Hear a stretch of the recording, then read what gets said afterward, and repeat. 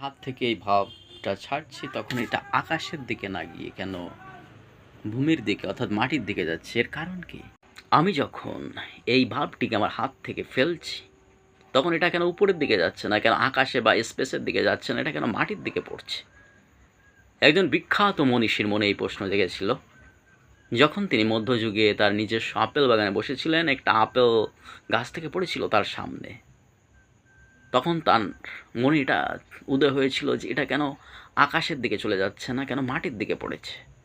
নিশ্চয়ই মাটিতে এমন কিছু আছে যে আমাদের এমন কোনো শক্তি এই মাটিতে অবস্থান করছে যার বলে এই আপেলটি আকাশের দিকে না গিয়ে মাটির দিকে যাচ্ছে।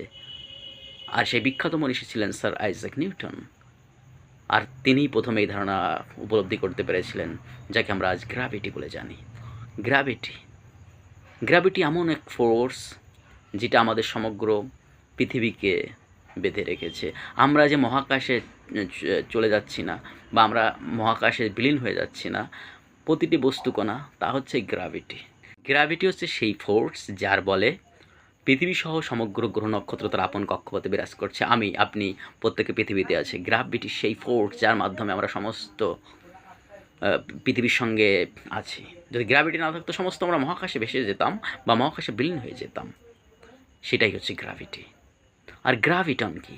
গ্র্যাভিটন হচ্ছে একটা হাইপোথেটিক্যাল বিষয় যেটা সায়েন্সে এখনও প্রুভ হয়নি, যে একটি বিশেষ কণা বা পার্টিকেল যার মাধ্যমে এই গ্র্যাভিটির উদ্ভব হচ্ছে। এটা কিন্তু এখনও প্রমাণিত হয়নি।